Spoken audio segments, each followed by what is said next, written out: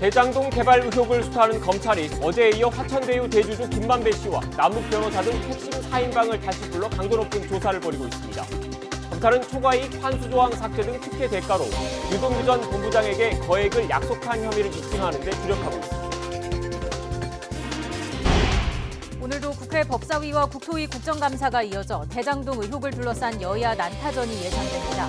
더불어민주당 이재명 대선 후보는 이낙연 전 대표와의 회동을 고심하고 있고 국민의힘은 윤석열 전 총장의 전두환 발언 논란이 계속되고 있습니다. 어제 독도 북동쪽 해상에서 어선 전복으로 실종됐던 중국인 선원 2명이 15시간여 만에 극적으로 구조됐습니다. 선체 조타실에선 사망자 1명이 발견됐고 해경은 나머지 실종 선원들을 찾기 위해서 수색을 계속하고 있습니다. 어제 발생한 코로나19 신규 확진자가 1,441명으로 수요일 기준으로 15주 만에 1,500명대 아래로 내려왔습니다. 백신 접종률이 높아지면서 확산세를 억제하고 있는 것으로 분석되는 가운데 방역당국은 이달 말 하루 확진자가 1,400명대 수준을 나타낼 것으로 보고 있습니다. 순수 우리나라 기술로 개발한 첫 우주 발사체 누리호가 오후 4시에 발사될 예정입니다. 날씨가 맑아서 발사 환경에는 문제가 없을 것으로 보이는데 발사 직후 16분 안에 성공 여부가 판별됩니다. 오늘부터 아파트 경비원에 대한 이른바 갑질이 금지됩니다. 아파트 주민이 경비원에게 대리 주차나 택배 전달 등 업무 외의 일을 지시할 경우 최대 1,000만 원의 과태료를 물게 됩니다. 시청자 여러분 안녕하십니까? YTN 뉴스앤 이슈 시작합니다. 대장동 개발 특혜 의혹을 수사하고 있는 검찰이 어제에 이어서 오늘 또 핵심 4인방을 다시 불러서 조사하고 있습니다. 내일쯤에는 유동규 전 성남도시개발공사 기획본부장을 이번 의혹 관련자 가운데 가장 먼저 재판에 넘길 것으로 보입니다. 검찰 취재기자 연결하겠습니다. 우철희 기자. 네, 서울중앙지방검찰청입니다. 네, 검찰이 오전부터 대장동 의혹 핵심 4인방을 다시 불러서 조사하고 있다고요. 네, 그렇습니다. 핵심 4인방 유동규 전 성남도시개발공사 기획본부장과 화천대유 대주주 김만배 씨, 그리고 천화동인 4호, 5호 실소유주인 남욱 변호사와 정영학 회계사 이렇게 4명을 뜻하는데요. 검찰은 대장동 의혹 수사를 위한 전담 수사팀을 꾸린 뒤 처음으로 어제 한꺼번에 이들 4명을 소환한 데 이어서 오늘 다시 불러 조사하고 있습니다. 어제는 오후부터 8시간 가까이 조사를 벌였는데 오늘은 오전부터 말 그대로 강도 높은 조사를 벌이고 있는 겁니다. 언론의 출석 모습이 포착된 김만배 씨와 남욱 변호사는 어제와 마찬가지로 오늘도 쏟아지는 질문에 말을 아꼈습니다. 초과이익 환수 조항 삭제 논의하신 적 정말 없으세요? 얼른 가서 조사 잘 받겠습니다. 기획국 얘기도 있는데 한 말씀만 부탁드립니다. 죄송합니다. 유동규 씨 이렇게 감옥 간다는 것도 이렇게 사전 논의가 있었나요? 들은 게 있나요? 죄송합니다. 오늘 조사도 어제와 마찬가지로 김만배 씨 등으로부터 700억 원을 받기로 약속하는 대가로 화천대유 측의 사업자 선정과 초과이익 환수 조항 삭제 등의 특혜를 줘서 성남시에 막대한 손해를 끼쳤다는 유동규 전 본부장 등의 배임 혐의에 집중될 전망입니다. 특히 대장동 사업 추진 과정을 둘러싸고 전반적인 경위 확인에 주력할 것으로 전해졌습니다. 이와 함께 어제는 이루어지지 않은 대질 조사가 오늘은 이루어질지도 관심입니다. 핵심 4인방은 대장동 사업 관여 정도나 뇌물, 정관계 로비 의혹 등 거의 모든 사안에 대해서 서로에게 책임을 떠넘기거나 자신은 모르는 일이라고 부인하고 있기 때문입니다.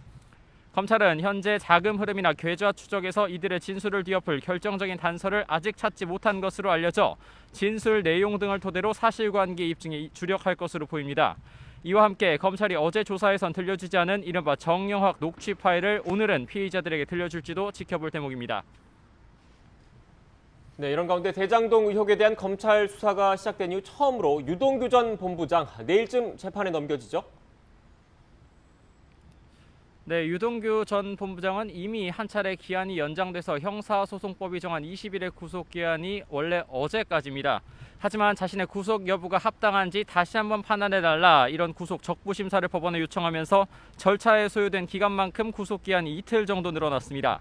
이에 따라 검찰은 막판까지 혐의 사실을 가다듬은 뒤 유 전 본부장을 내일쯤 재판에 넘길 전망입니다. 어제에 이어 오늘 다시 핵심 4인방이 소환된 것도 유 전 본부장 기소를 앞두고 공소장 작성과 혐의 입증을 위한 마지막 절차로 해석됩니다. 유 전 본부장이 기소되면 대장동 의혹으로 재판에 넘겨지는 첫 피고인이 됩니다.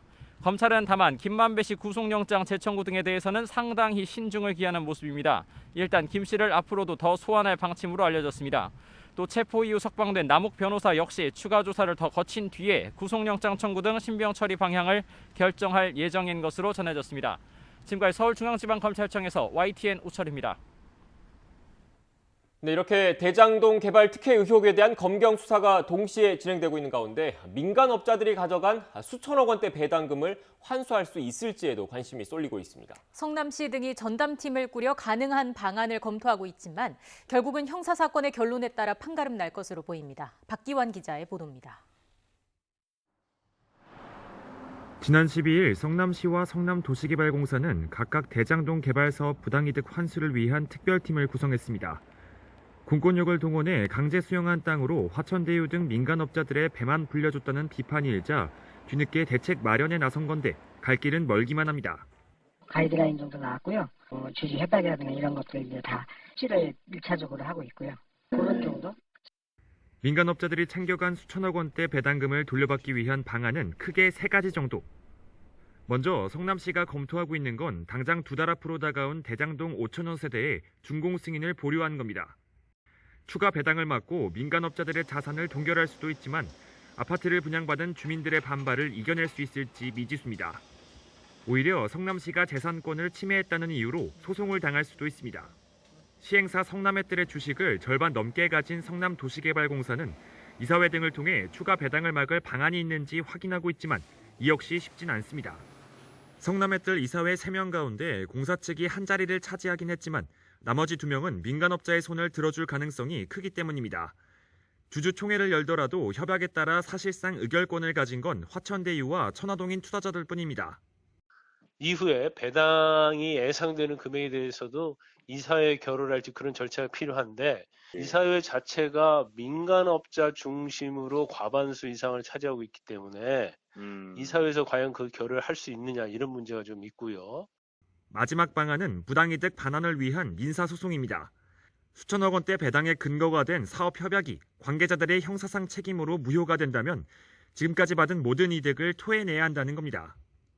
이번 사건의 경우 유동규 전 성남도시개발공사 기획본부장이 화천대유 등 민간업자에게 의도적으로 유리한 협약을 맺게 했다면 협약 자체가 무효가 됩니다. 그럴 경우 성남도시개발공사 측도 유 전 본부장과 관계자들을 상대로 부당이득을 환수할 수 있게 되는 겁니다. 다만 이 모든 건 관련 형사사건의 결론이 난 뒤에야 가능합니다. 배임 혐의점에 대해서 입증이 이루어지고 그런 판단이 이루어진다면 무효입니다. 협약에 의해서 지급한 금액을 부당이득으로 모두 반환할 수 있는 거죠. 성남시든 성남도시개발공사든 당장 민간업자에 대한 추가 배당을 막을 방법은 마땅치 않은 상황. 결국 지금으로선 검찰과 경찰 수사를 통해 형사사건의 결론이 어떻게 나올지 지켜보는 수밖에는 없을 것으로 보입니다. YTN 박견입니다. 이른바 옹벽 아파트로 특혜 의혹이 불거졌죠. 성남 백현동 개발 사업에서도 부동산 업체 대표 부부가 투자금의 2000%가 넘는 700억 원대 배당 수익을 받는 것으로 추산됐습니다. 국민의힘 박수영 의원은 백현동 개발 사업 시행사 성남 R&D에 투자한 부동산 업체 대표 부부가 지난해 360억 원을 배당받았고 올해 배당금 역시 341억 원 정도로 추정된다고 밝혔습니다. 이들은 지난 2015년부터 32억 원을 들여서 성남 R&D 지분의 65%를 취득했는데 투자 금액 대비 수익률이 2000%가 넘습니다. 아파트 1200가구가 지어진 백현동은 녹지 지역이라서 개발이 제한되어 오다 이재명 성남시장 시절 준주거지역으로 4단계 용도 변경되면서 옹벽 앞에 아파트가 들어섰다는 점에서 특혜가 있지 않았겠느냐는 의혹이 제기됐습니다. 최근 국제유가 급등까지 맞물리면서 물가 상황이 심상치 않습니다. 지난달 생산자가 시장에 공급하는 제품 가격을 말하는 생산자 물가가 큰 폭으로 오르면서 시간을 두고 소비자들에게 부담이 될 것으로 보입니다. 정부도 결국 유류세 인하 검토에 착수했습니다. 취재기자 연결합니다. 조태현 기자. 네, 조태현입니다. 네, 생산자 물가 얼마나 올랐습니까? 네, 오늘 오전에 한국은행이 발표한 내용인데요. 지난달 생산자 물가지수는 한 달 전보다 0.2% 오른 111.13으로 집계됐습니다. 11개월 연속 상승이고요. 지수로는 지난 4월 이후 6개월 연속 최고 기록 행진입니다. 일반적으로 물가는 계절성이 있어 1년 전과 비교하는데요. 지난달에는 1년 전보다 무려 7.5%나 올랐습니다. 지난 2011년 4월 역대 최고 상승률인 8.1%를 기록한 이후 10년 5개월 만에 가장 높은 수준입니다. 세부 항목을 보면 농림수산품은 농산물 가격 하락에 따라 1년 전보다 하락했는데요. 대신 공산품 가격이 13% 넘게 올랐습니다. 역시 가장 큰 이유는 유가 상승이었습니다. 석탄과 석유 제품 가격이 59.2%나 상승했습니다. 또 전기요금 상승 등의 영향으로 전력과 가스, 수도 등의 물가도 높아졌습니다. 이 생산자 물가는 시간을 두고 소비자 물가에 어느 정도 영향을 미치는 일종의 선행 지표인데요. 국제 유가가 계속 오름세를 이어가는 만큼 당분간 소비자의 부담은 커질 수밖에 없을 것으로 보입니다. 네, 조태영 기자. 그러니까 유가 상승이 결국 물가 상황에 큰 부담으로 작용한다는 건데 정부가 유류세 인하를 검토하는 이유겠죠? 네, 이 유가 상승은 물가만이 아니라 경제 전반에 악영향을 미칠 수밖에 없는데요. 어제 국회 기획재정위원회 국정감사에서 홍남기 부총리 겸 기획재정부 장관이 당분간 유가의 고공행진이 이어질 것 같다며 유류세 인하를 검토해 조만간 결정 내용을 발표하겠다고 설명했습니다. 사실상 유류세 인하를 공식화한 셈인데요. 이르면 26일쯤 관련 내용을 발표할 전망입니다. 유류세는 탄력세 체계라 30% 이내 범위에선 국회 동의 없이 정부가 결정할 수 있습니다. 현재 유류세는 1리터에 745.89원으로 기름값의 대략 한 40% 정도를 차지합니다. 유류세를 낮추면 시행령 개정 같은 절차를 거쳐 이르면 다음 달 중순부터 인하 효과가 생길 것으로 보입니다. 다만 이 효과가 크지 않을 것이라는 우려가 나오는데요. 석유 수출국들의 모임인 오펙 플러스의 생산량 동결 그리고 멕시코만 원유 생산 시설의 허리케인 피해, 복구 지연 등이 맞물리면서 유가 상승세가 꺾일 조짐이 보이지 않기 때문입니다. 최근 미국의 뱅크 오브 아메리카는 겨울 한파가 예상보다 강력하다면 현재 배럴당 85달러가량인 브렌트유가 100달러를 넘어설 수도 있다는 전망을 하기도 했습니다. 지금까지 경제부에서 YTN 조태현입니다.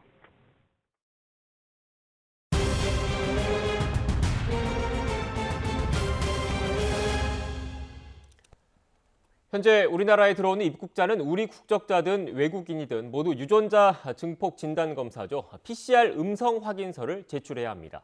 이 음성 확인서를 위조한 것으로 의심돼서 적발된 사례가 올해만 10건이 넘는 것으로 파악됐습니다. 더 신경 쓰이는 건 전수조사가 사실상 불가능해서 방역망에 구멍이 뚫릴 수도 있다는 겁니다. 취재기자 연결해서 자세한 내용 알아보겠습니다. 임성호 기자. 네, 서해부입니다. 네, 해외 입국자들의 음성 확인서 위조 의심 사례 올해에만 10건 넘게 적발됐다면서요? 네, 그렇습니다. 먼저 사진부터 함께 보시겠습니다. 아프리카 가나에서 온 입국자가 낸 PCR 음성 확인서인데요. 이름과 성별, 또 여권 번호가 적혀 있고 코로나19 진단 검사에서 음성이 나왔다고 되어 있습니다. 흠잡을 데 없는 문서처럼 보이지만 사실은 가짜였습니다. 방역 당국이 가나에 주재하는 우리 공관을 통해서 현 검사기관에 확인한 결과 음성 확인서를 발급한 사실이 없었던 겁니다. 이처럼 방역당국은 지난 1월부터 8월까지 26차례에 걸쳐서 음성 확인서를 미변조한 것으로 의심되는 입국자 2,690명을 조사했습니다. 한 비행기 편에서 확진 환자들이 많이 나오면 전체 탑승자의 PCR 음성 확인서를 검증해달라고 현지에 주재한 우리 공관에 부탁하는 방식이었는데요. 그 결과 실제로 위조한 것으로 판단되는 외국인 10명과 우리 국적을 가진 1명 등 모두 11명을 적발해서 수사기관에 고발하고 법무부 출입국 외국인청에도 공유했습니다. 네, 임성호 기자. 수사 결과도 궁금한데 11명 모두 음성 확인서 위조 혐의가 인정됐습니까? 네, 지금까지는 가나와 미국, 케냐 국적을 가진 외국인 3명이 음성 확인서 위조 혐의가 유죄로 인정돼 벌금형 등을 선고받았습니다. 눈에 띄는 대목은 카메룬 국적자 2명이 무혐의 처분을 받은 경우인데요. 이들은 현지 공관을 통해서도 음성 확인서 위조 여부 확인이 더는 불가능해서 증거 불충분으로 무혐의를 받았습니다. 이렇게 되면 아직 수사가 진행 중인 5건 중에서도 증거 불충분으로 무혐의가 나올 가능성이 있습니다. 여기에다 의심 사례를 전수 검증하기란 사실상 불가능하다는 한계도 작용하고 있습니다. 직접 들어보겠습니다.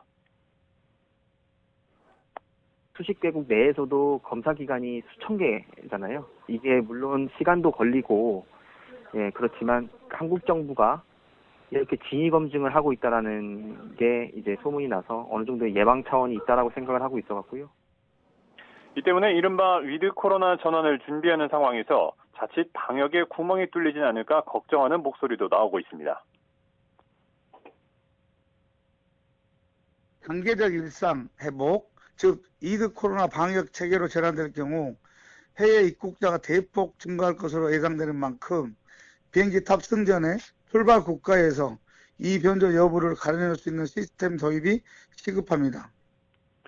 또 음성 확인서 위변조 문제에 대해서 국제사회와의 대응 공조 강화를 촉구하는 목소리도 나오고 있습니다.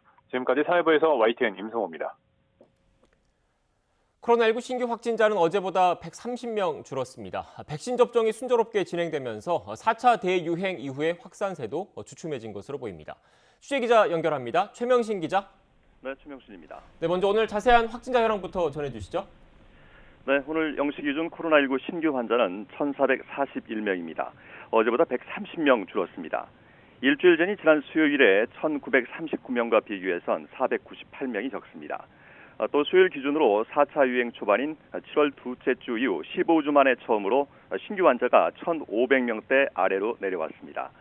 보통 수요일을 고비로 신규 환자가 크게 늘어나 주말까지 급증세가 이어지는 게 일반적인 추이였습니다. 그제 1,100명대에서 어제 1,500명대를 기록해 그만큼 오늘 확진자 추이에 관심이 쏠렸는데요. 일단 이번 주 확산세는 주춤한 것으로 보입니다. 네 자릿수 확진자가 107일째 이어지고 있지만 지난 8일 이후 13일 연속으로 2,000명을 넘지 않고 있습니다. 주간 평균으로 보면 지난 7일간 1,390명의 국내 환자가 발생했는데 방역당국은 백신 접종률이 높아지면서 유행 규모도 점진적인 감소세를 나타낸다고 진단했습니다. 감염 경로를 보면 국내 발생이 1,430명, 해외 유입 사례가 11명입니다. 지역별로는 서울 502, 경기 523, 인천 104명 등 수도권에서만 1,129명의 신규 환자가 나왔습니다. 전체 지역 발생의 79%입니다. 수도권 밖에서는 경북 35, 충북 57, 충남 44, 부산 29명 등 17개 시도 전역에서 환자가 나왔습니다. 코로나19 관련 사망자는 11명이 늘었고요. 위중증 환자는 2명 늘어 349명입니다. 백신 접종도 순조롭습니다. 1차 신규 접종자는 6만 8천여 명이고 접종을 모두 마친 사람은 32만여 명이 늘었습니다. 이에 따라서 백신 접종률은 1차가 79%, 접종 완료는 67.4%입니다. 지금까지 사회부에서 YTN 최명신입니다. 쿠데타와 5.18만 빼면 전두환 씨가 정치는 잘했다라고 말한 국민의힘 대선 주자죠. 윤석열 전 검찰총장 발언으로 논란이 거셉니다. 당 안팎의 사과 요구가 쏟아지자 윤 전 총장은 잘못된 정부에서도 배우자는 취지였다고 거듭 해명했는데 사과는 하지 않았습니다. 윤 전 총장의 입장에 관심이 쏠리는데 조금 전 입장을 밝혔다고 합니다. 직접 들어보겠습니다. 저는 그 헌법 개정을 할 경우에 5.18 정신을 4.19 정신과 마찬가지로 헌법 전문에 넣어야 된다고 계속 강조해 왔습니다. 해운대 당협에서의 제 발언은 50 정권을 옹호하거나 찬양한 것은 결코 아닙니다. 각 분야에 널리 전문가를 발굴해서 권한을 위임하고 책임 정치를 하겠다 이런 뜻입니다. 그러나 그 설명과 비유가 부적절했다는 많은 분들의 그 지적과 비판을 겸허히 수용하고 유감을 표합니다. 앞으로도 낮은 자세로. 네, 전두환 씨 관련 발언으로 논란을 빚었던 윤석열 전 검찰총장이 조금 전 입장을 밝혔습니다. 보시는 대로요. 그 주요 내용을 다시 한번 좀 정리를 해드리겠습니다. 일단 전두환 씨 발언에 대한 비판을 겸허히 수용을 하고 유감을 표명했습니다. 그리고 자신은 50화국을 옹호하거나 찬양한 것은 결코 아니라면서 헌법 전문에 5.18 정신을 넣어야 한다고 강조해왔다라고 밝혔습니다. 지금 전두환 씨 관련 발언과 관련해서 지금 논란이 계속 불거졌고 각계에서 사과 요구가 이어졌는데 이에 대해서 윤석열 전 검찰총장이 지금 보시는 것처럼 조금 전 입장을 밝혔습니다. 전두환 씨 관련 발언에 대한 비판을 겸허히 수용하고 유감을 표명했습니다. 보다 자세한 내용은 이어지는 뉴스에서 다시 한번 전해드리겠습니다. 네, 다음 소식입니다. 권덕철 보건복지부 장관은 다음 달 1일부터 단계적 일상회복 전환 방안을 검토하고 있다고 밝혔습니다. 권 장관은 국회 보건복지위원회 국정감사에 출석해서 11월 1일부터 단계적 일상회복 전환을 검토하는가라는 더불어민주당 신현영 의원의 질의에 이같이 답했습니다. 정부는 국내 인구의 70%, 성인의 80%가 접종을 완료하면 방역 체계를 전환해서 다중 이용시설 운영 제한이나 모임 제한 등의 조치를 서서히 완화하면서 확진자 발생 억제보다는 사망자 방지와 위중증 환자 관리에 집중한다는 방침입니다. 정은경 질병관리청장은 인구 대비 접종 완료율이 이달 23일에서 25일 사이에 70%에 이르고 오는 11월에는 80%에 도달할 것으로 예상했습니다. 먹는 코로나19 치료제가 내년 1, 2월 안에 도입될 것으로 보입니다. 정은경 질병관리청장은 국회 보건복지위원회 국정감사에서 코로나19 경구 치료제 도입 시기를 최대한 단축해서 내년 1, 2월 안을 목표로 하고 있다고 밝혔습니다. 정부는 경구 치료제 4만 명분을 구매할 계획인데 10배 이상 사야 한다는 지적과 관련해선 추가 확보 필요성이 있다면서 현재 제약사 3곳과 계약을 논의하고 있다고 설명했습니다.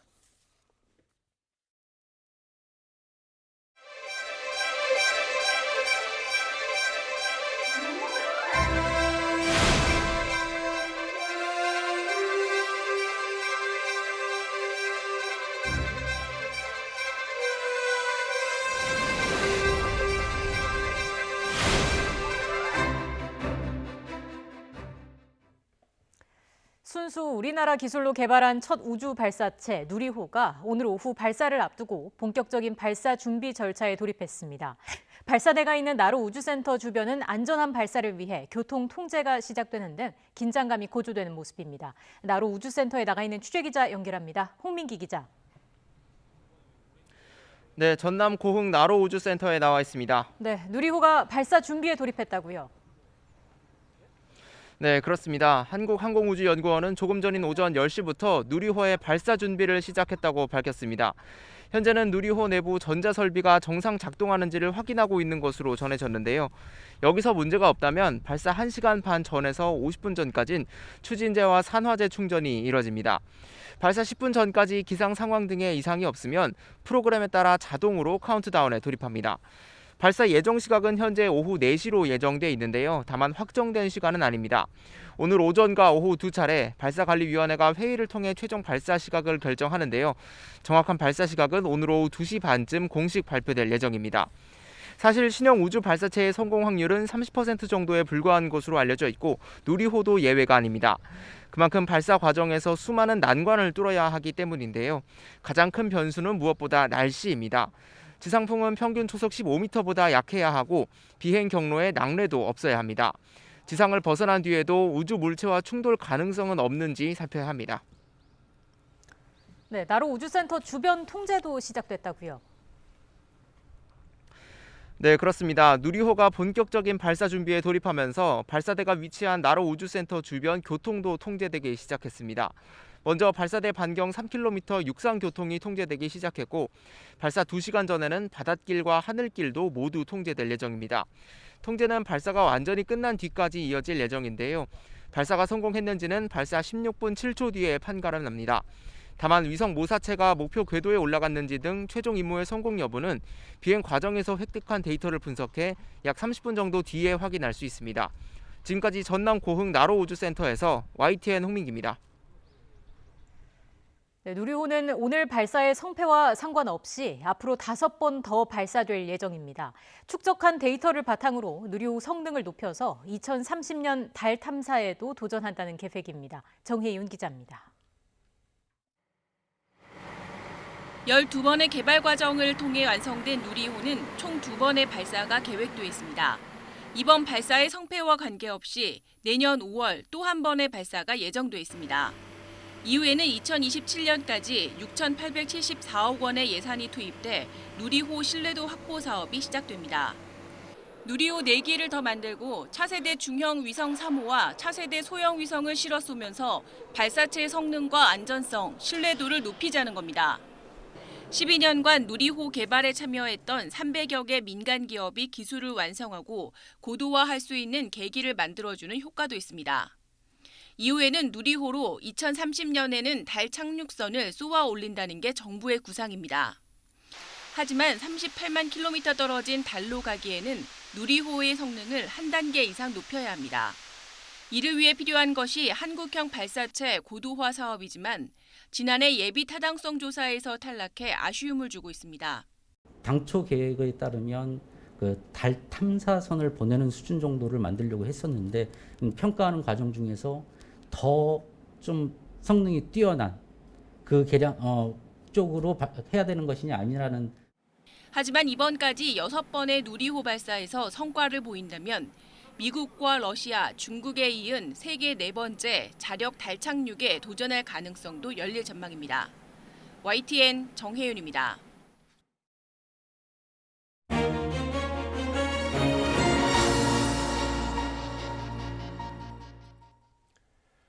서울의 한 회사 사무실에서 직원 2명이 생수를 마시고 쓰러진 사건 전해드렸는데요. 경찰이 현재 이 사건을 조사하고 있는데 여러 가지로 미심쩍은 부분이 많습니다. 한편 오늘부터 시행되는 이른바 스토킹 처벌법 그리고 경비원 갑질 금지법에 대한 관심도 높습니다. 승재현 한국형사법무정책연구원 연구위원과 함께 관련 내용들 짚어보겠습니다. 어서 오십시오. 네, 안녕하세요. 네네. 먼저 서울의 한 회사 사무실에서 직원 2명이 생수병에 담긴 물을 마시고 쓰러진 사건입니다. 주요 내용부터 좀 정리를 좀 해주시겠습니까? 지난 18일 날 이제 서초동에 있는 한 회사에서 사실 저도 뭐 생수병 이렇게 있으면 이게 뭐 언론마다 뭐 330 혹은 500 차이는 있지만 저도 이제 생수병을 갖고 이제 물을 먹는데 한 조금 남으면 그거 버리기 아깝잖아요. 또 회사에서 또 이렇게 단체로 구입했던 거니까. 그래서 그걸 이제 있는 걸 약간 뚜껑이 열려 있는 자기가 갖고 있던 생수병을 이렇게 딱 마시는데 이게 그냥 일반 생수병하고는 약간 맛이 좀 다른 느낌이 들었는가 봐요. 그래서 남녀 2사람이 생수병을 마셨는데 생수병에 들어있는 물을 마셨는데 1시간 차이로 이제 쓰러지게 되었고, 그래서 병원에 갔는데 여기서 이제 첫 번째 약간의 의심이 드는 부분, 이거는 이제 사실 이 회사 측에서 적극적인 좀 이렇게 응대를 해줘야 되는데 지금 이제 여러 가지 기사를 찾아보니까 회사 측에서는 지금 전혀 응대가 없다라고 이야기가 나오고 있는데, 이 신고가 아까 제 2시라고 말씀드렸잖아요. 병원에 가고 난 다음 10시 정도에 신고가 되는 8시간 정도의 신고의 공백이 있는 게 이게 첫 번째, 이제 우리가 흔히 말해서 왜 이렇게 늦게 했을까? 이거는 이제 회사가 설명하면 되는 부분이고, 그래서 이제 2사람이 마셨는데 다행히도 여성은 이제 깨어났습니다. 깨어나고 이제 어느 정도 퇴원까지 가능한 입장이었는데 남성은 아직까지 이제 중환자실에서 계속 입원하고 있는 중으로 이제 밝혀졌습니다. 조금 전에 또 말씀을 해주셨는데 이들이 마신 생수가 어떤 건지 봤더니 이제 회사에 비치돼 있던 본인들이 마시던 물이었던 거죠? 예, 맞습니다. 이게 사실 아직까지 이 생수병이 어떤 형태인지는 모르겠는데 이제 언론을 좀 종합해서 평가를 해보면 병원에서도 독극물 중독 가능성이 있다. 그런데 그 독극물은 굉장히 분자량이 작아서 사실상 혈액 검사로 나올 수는 없지만 가능성이 열려 있는 것이고, 이제 지금 나와 있는 여러 가지 기사들을 보면 이 2명 이외에 1명이 더 있었는데 이 1명이 같은 팀원이었는가 봐요. 팀원이었고 그 중에 이제 1명 막내, 이제 같이 이제 나온 선임과 막내의 동료 사이였는데 회사 입장에서는 걱정이 될 수가 있잖아요. 이 2사람이 지금 쓰러졌으면 사실 막내라는 그 동료가 갑자기 무단결석을 하니까 혹시 문제 있는 거 아니야? 라고 해서 혹시 쓰러질 수 있으니까 빨리 좀 찾아가 보세요. 라고 해서 경찰이 이제 관악구에 살고 있었는데 관악구에 사는 그 직원, 막내 직원을 찾아가 보니까 막내 직원도 사실 쓰러져 있었고 사망한 상태였는데 그 막내 직원이 휴대폰이 2대였는가 봐요. 그 2대인데 보통은 회사에서 주는 전화 하나, 자기 전화가 있었는데 그중 어느 전화인지는 모르겠지만 한 전화 안에서 독극물에 대한 검색어도 나오고 집안에 독극물이 있었다, 이런 기사들이 나오기 때문에 첫 번째, 이제 2번째 미스터리가 이제 여기서죠. 그러면 과연 이 그 생수병 먹고 지금 병원에 있고 그 다음에 퇴원했던 그 사람들이 마신 독극물과 그 다음에 이 지금 그 막내라고 지칭되고 있는 사망했는 그 사람의 몸에서 나온 독극물이 이런 같다면 그러면 사건과의 연관성이 만들어지는 것이고 그런 부분은 지금 경찰이 지금 수사하고 있다는데 지금 수사 초기 단계이기 때문에 국립과학수사연구원에 이 독극물에 관련된 여러 가지 성분 검사를 했다라고 합니다. 경찰 입장에서는 그 막내 동료, 지금 이제 숨진 막내 동료의 어떤 그 주위 환경을 살펴보니까 외부에 침입한 적은 없었다, 이렇게 이야기가 나오는데 뭐 이 부분에 대해서 뭐 경찰이 잘할 거라고 생각하지만 좀 부검을 꼼꼼하게 해야 되지 않을까. 사실 이게 굉장히 얽히고 설킨 일이기 때문에 부검 과정에서 혹시나 외부에서는 타살 정황이 없지만 혹시 부검 과정에서 그런 게 있는지를 꼼꼼하게 살피고 그 독곡물과 현재의 지금 피해자들의 독곡물이 어떤 것인지 뿐만 아니라 사망했는 사람은 사실 말을 못 하잖아요. 그러면 관련된 혹시나 있을 수 있는 공범도 모든 가능성을 열어놓고 수사를 해야 되지 않을까 그렇게 생각합니다. 네. 지금 뭐 위원님께서 앞으로 수사 방향 어떤 점을 좀 중점적으로 봐야 되는지까지 설명을 해주셨기 때문에 향후 수사 경과는 좀 더 지켜봐야 할 것 같고요. 주제를 좀 바꿔보겠습니다. 네네. 지금 오늘부터 스토킹 처벌법이 지금 시행이 되는 거죠? 네, 맞습니다. 늦어도 너무 늦었다라는 생각이 들 수밖에 없는 것이고 사실 저도 뭐 본의 아니게 학생들을 가리킬 때 스토킹을 한번 당해봤는데 스토킹을 하는 입장에서는 절대적으로 옳은 일이에요. 스토킹의 가해자 입장에서는. 바라는 게 아무것도 없는 정말 정당한 자기의 감정의 표시인데 그걸 받아들이는 사람 입장에서는 굉장히 불편하고 어색하고 답답하고 화나고 어떻게 할 수 있는 방법이 없는 그런 과정에서 사실 스토킹이라는 게 자기 중심적인 사랑이거든요. 원래 사랑이라는 것은 남에게 그 사람이 싫어하는 일을 안 해야 되는데 스토킹은 자기가 좋아하는 일을 적극적으로 하는 거라서 그 스토킹 처벌법이 만들어졌고 가장 대표적인 3가지 정도를 말씀드리겠습니다. 따라다니거나 진로를 막아서는 행위, 그 다음에 어떤 특정 장소에서 기다리거나 지켜보는 행위, 또 뿐만 아니라 여러 가지 불안감을 야기하는 행위 등이 이제 문제가 되는데 이게 일회적으로 이루어져서는 안 되고 지속적, 반복적으로 이루어졌을 때 이제 스토킹 처벌법으로 처벌할 수 있는데 형량은 뭐 3년 이하의 징역 또는 3천만 원 이하의 벌금, 흉기를 들었다면 5년 이하의 징역 또는 5천만 원 이하의 벌금에 해당될 수 있습니다. 이게 신고가 접수가 되면 경찰이 출동을 해서 가해자와 피해자를 분리하고 경고를 하게 된다고 하는데 궁금한 게 현장에서 이게 스토킹 여부를 어떻게 가리게 되는 건가요? 뭐 사실 이거는 굉장히 그 피해자 중심에서 수사를 진행해야 되고 경찰 안에서도 제가 내부적 공문을 보니까 굉장히 스토킹의 과거의 관념을 깨트릴 수 있도록 적극적으로 수사 매뉴얼을 만들었는데요.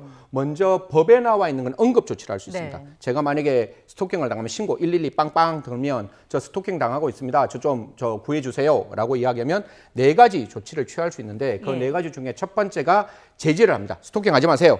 그리고 그 스토킹을 지속적으로 하면 처벌받을 수 있습니다. 3년 이하의 징역 혹은 3천만 원 이하의 벌금 이야기할 뿐만 아니라 분리조치, 즉 그 스토킹을 하는 사람과 스토킹 피해자를 분리조치를 하고 또 뿐만 아니라 만약에 계속적 반복적으로 이루어졌다면 수사를 하게 되는데 여기서 이제 조금 이따 설명드리겠지만 긴급 응급조치와 그다음 잠정조치라는 게 있는데 그걸 피해자에게 알려줘요. 지금 이 상황에서 이런 긴급 응급조치도 할 수 있고 잠정조치도 할 수 있습니다. 알아야 그 일을 할 수 있는 거잖아요. 그래서 경찰이 적극적으로 이야기해 줄 뿐만 아니라 마지막에는 피해자의 동의가 있어야 되는데 그 동의도 하면 분리조치를 할 수 있다. 저 보호시설에 보낼 수 있다. 이런 말씀 드리겠습니다. 네, 위원님 말씀 중에 죄송합니다. 지금 속보가 들어와서 관련된 내용을 좀 전해드려야 될 것 같습니다.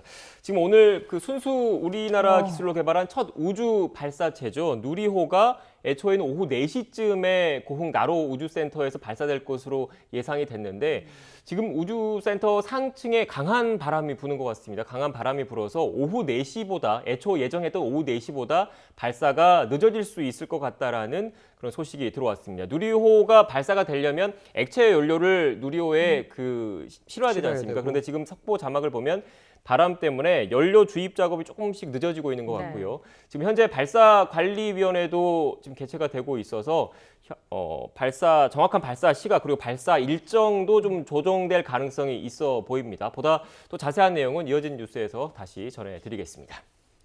자, 계속해서 좀 출연을 이어가 보도록 하겠습니다. 스토킹 처벌법 관련해서 좀 얘기를 나누고 있었는데 아무래도 스토킹에 대한 어떤 사회적인 인식도 더 엄중하게 바뀌어야 할 필요성도 있을 것 같은데요.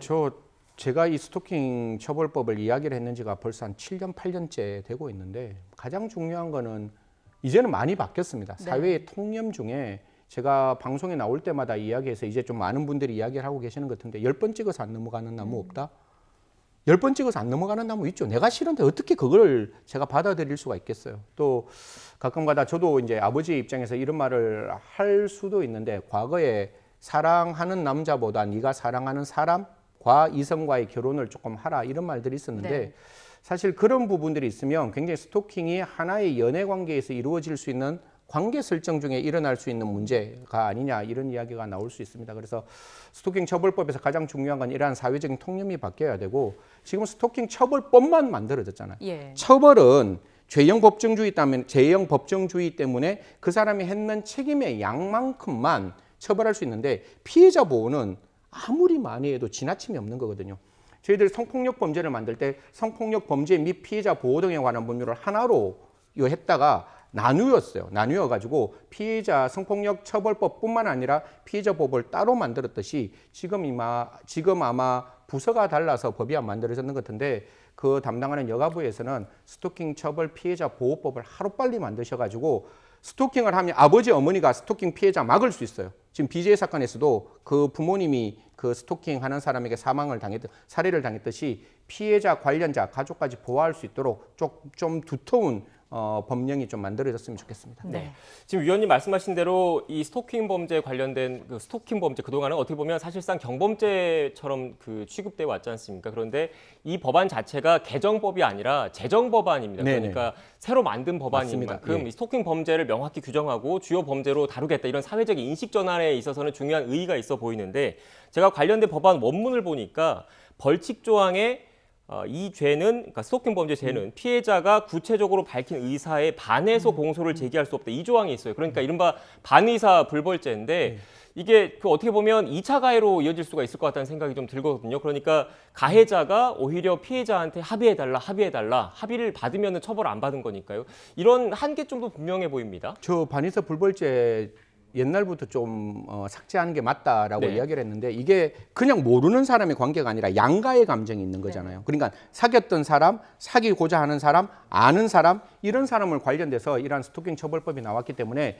분명히 제가 말씀드리는 거는 2차 피해로 이루어질 수 있는 그 남성의 입장, 여성의 입장에서는 오로지 이 반의사 불벌의 의사표시만 있으면 자기가 처벌로부터 완전히 면해질 수 있으니까요. 이런 부분이 혹시나 그러한 합의를 강제하는 수단으로 사용되는 것은 막아야 한다. 그래서 반의사 불벌죄에 대해서 만약에 제정하고 난 다음에 개정을 할 수 있잖아요. 제정 이후에 개정했을 때는 좀 여러 가지의 어떤 공청회를 거쳐서 이런 부분들 좀 개정되었으면 하는 마음입니다. 네.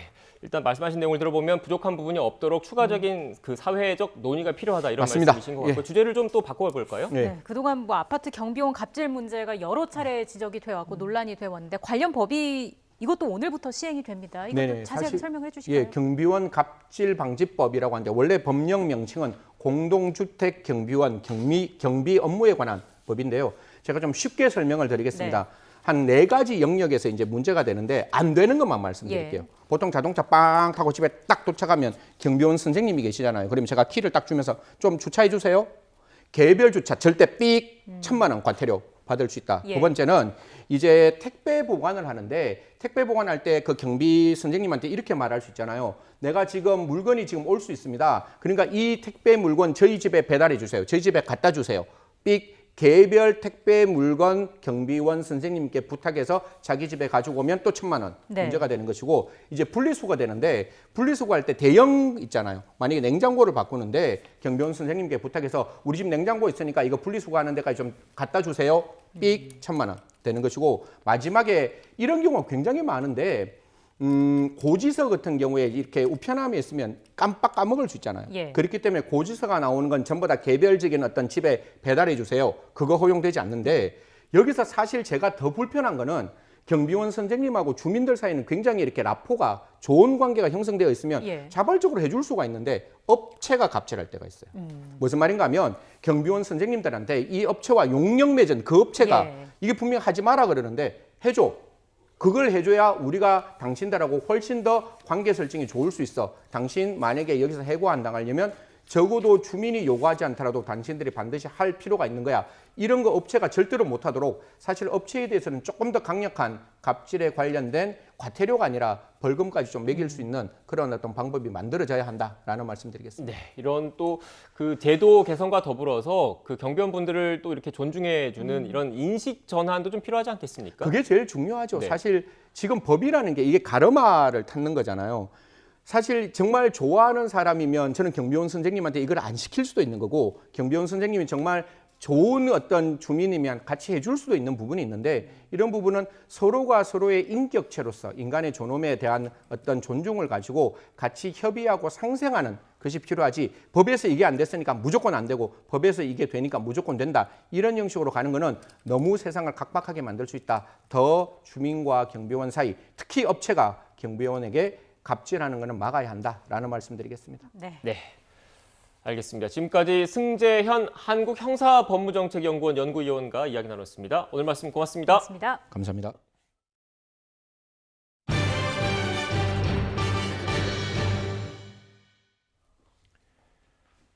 경기도청에 대한 국정감사는 끝났지만 대장동 의혹을 둘러싼 난타전 오늘 또 다른 상임위 국정감사에서 계속되고 있습니다. 윤석열 전 총장은 전두환 발언과 관련한 후폭풍이 거세지자 비판을 수용하겠다면서 유감을 표했습니다. 국회로 가보겠습니다. 김승환 기자.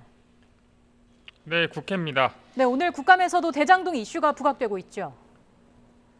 네, 오늘 10시부터 법무부와 공수처 등에 대한 법사위 종합국감이 실시되고 있는데요. 소속 위원들은 법무부를 상대로 대장동 의혹과 관련된 자료 제출 요구를 시작으로 대장동 특혜 의혹에 대한 질의를 본격화했습니다.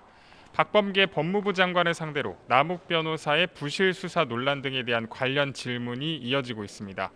이와 함께 국토위 종합국감에서 야당은 이재명 후보가 성남시장 시절 백현동 부지 변경에 개입했다는 의혹과 관련해 제2의 대장동 이슈로 추가 공세를 벌일 계획입니다.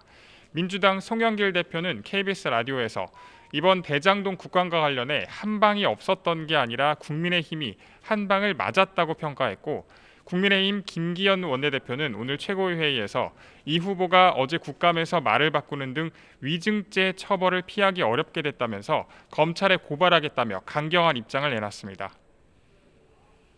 네, 여야 대선 주자들 소식도 짚어보죠. 조금 전 저희가 속보로도 전해드린 내용인데 전두환 관련 발언으로 비판을 받았던 윤석열 전 검찰총장 결국 유감을 표명했네요. 네, 그렇습니다. 윤 전 총장은 어제까지만 해도 전두환 씨 관련 발언은 호남인들을 화를 내게 하려고 한 이야기가 아니라면서 직접 사과는 하지 않았는데 결국 사과를 택했습니다. 조금 전 청년 정책 공약을 발표하기에 앞서서 잠시 할 말이 있다면서 유감을 표명했습니다. 50 정권에 대한 옹호나 찬양을 한 게 결코 아니지만 그 설명과 비유가 부적절했다는 많은 지적과 비판을 겸허히 수용하고 유감을 표한다고 밝혔습니다. 민주당은 물론 국민의힘 안에서도 실언이라는 비판이 이어지자 수용하는 것으로 보입니다. 앞서 윤 전 총장의 발언을 명백한 실언이라고 비난한 이준석 대표는 여순 사건 희생자 위령비 참배를 시작으로 호남 민심 달래기에 나섰습니다. 유승민, 원희룡, 홍준표 후보는 윤 전 총장의 백배 사죄를 촉구하며 어제와 오늘 계속 비판을 이어왔습니다. 이런 가운데 국민의힘 대선 주자 4명은 내일 YTN에서 두 번째 맞수 토론을 벌입니다. 유승민 전 의원과 윤석열 전 총장, 원희룡 전 지사와 홍준표 의원이 맞붙는데 맞수 토론인 만큼 더 치열한 격돌이 예상됩니다. 네, 더불어민주당에서는 이재명 후보와 이낙연 전 대표와의 회동에도 관심이 쏠리고 있죠. 네, 이른바 명락대전으로 치열하게 맞붙었던 두 사람 경선 뒤 아직 만나지 않았습니다.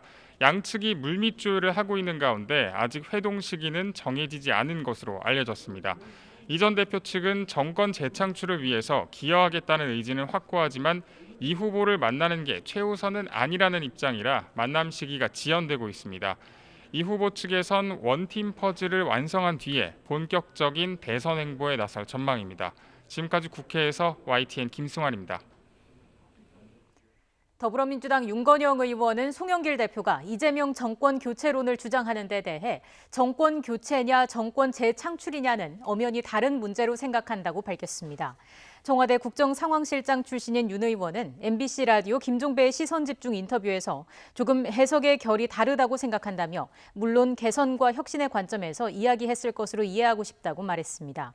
이어 송 대표의 발언이 약간 나간 발언이라고 보는 것이냐는 질문에도 생각의 정도에 따라서 그럴 수 있다고 답했습니다.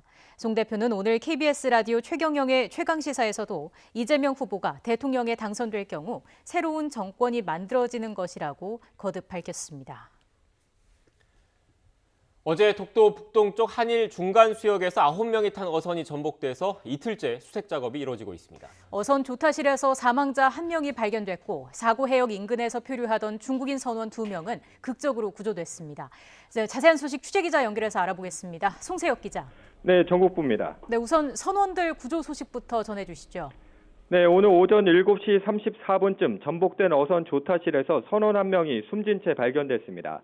앞서 오늘 오전 7시 21분쯤에는 수색에 나선 어선이 사고 해역 인근에서 표류하던 중국인 선원 2명을 구조했습니다.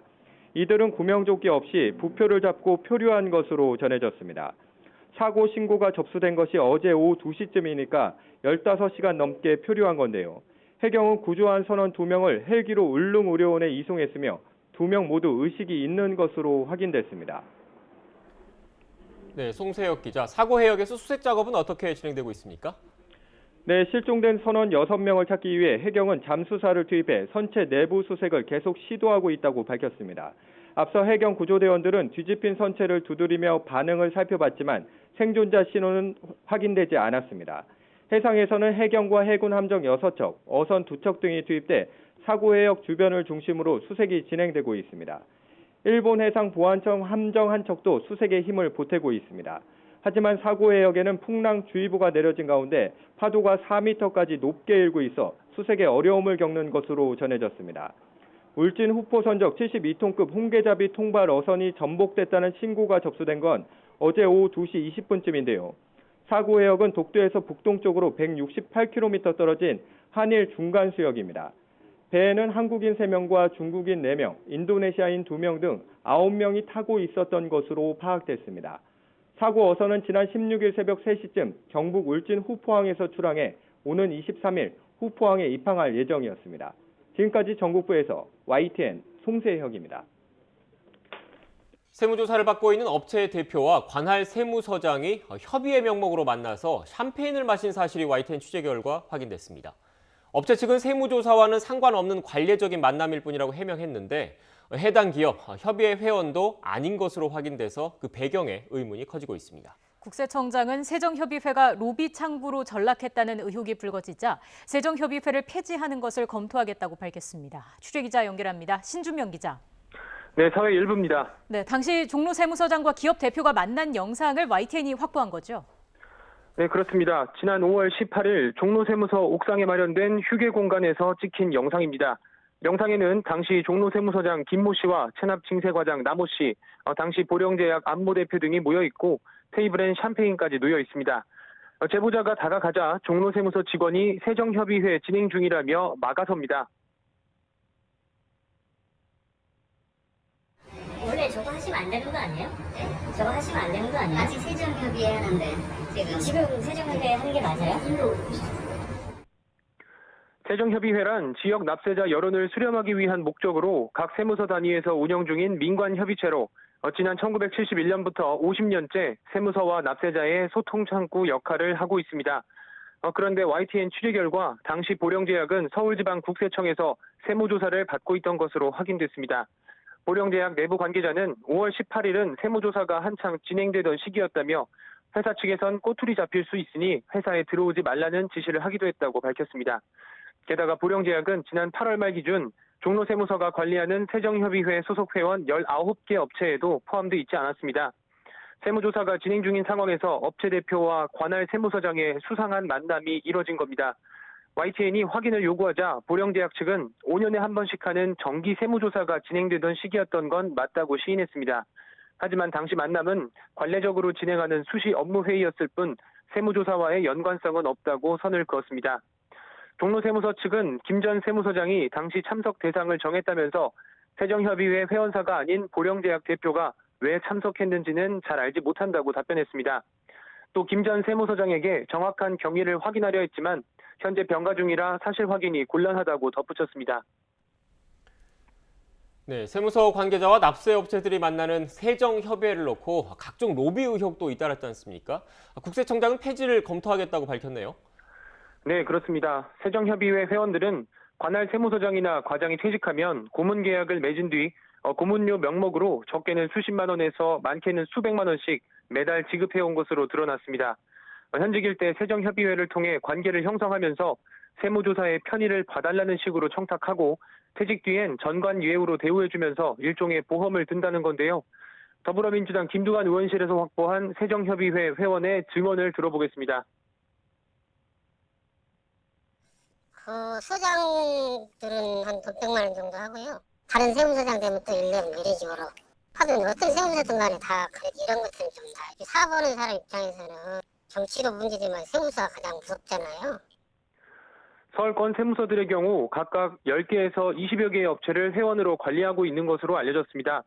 전직 세무서장이 퇴직 뒤 세무사무소를 차리면 세정협의회 소속 기업들로부터 고문료 명목으로 매달 돈을 받는 게 관행처럼 돼 있다는 건데 이런 일이 가능한 건 변호사법, 행정사법, 관세사법과 달리 세무사법에만 전관예우 금지 규정이 없기 때문입니다. 변호사, 관세사, 행정사는 공직 퇴직 전 1년간 근무한 기관이 처리하는 업무를 퇴직 후 1년 동안은 수임할 수 없도록 제한하고 있습니다. 하지만 세무사법엔 이런 제한 규정이 없어서 전관예우 논란이 발생한 겁니다. 국정감사에서 이 같은 문제가 지적되자 김대지 국세청장은 세정협의회 폐지를 검토하겠다고 밝혔습니다.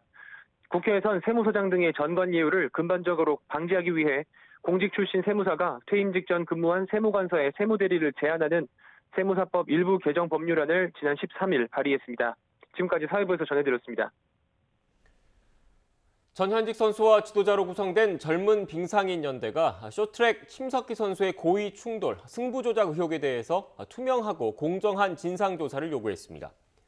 젊은 빙상인 연대는 오늘 성명서를 내고 평창올림픽과 삿포로 아시안게임은 국가를 대표해 출전하는 공적 영역이라서 누구도 사익을 얻어서는 안 된다며 당시 국가대표 코치인 조항민, 조재범에 대한 조사를 요구한다고 밝혔습니다. 연대는 또 이번 사안을 책임져야 할 고기현 경기이사가 오히려 조사위원회에 포함된 것에 대해서 규탄한다며 선수 출신 외부 인사를 위촉하라고 촉구했습니다. 이들은 지난 7월 말 조재범 전 코치가 빙상연맹에 심석희에 대한 고의 충돌 의혹 등을 진정한 사실을 짚으며 석 달을 뭉갠 무능한 연맹 행정 때문에 호미로 막을 것을 가래로 막을 때까지 왔다고 비판했습니다.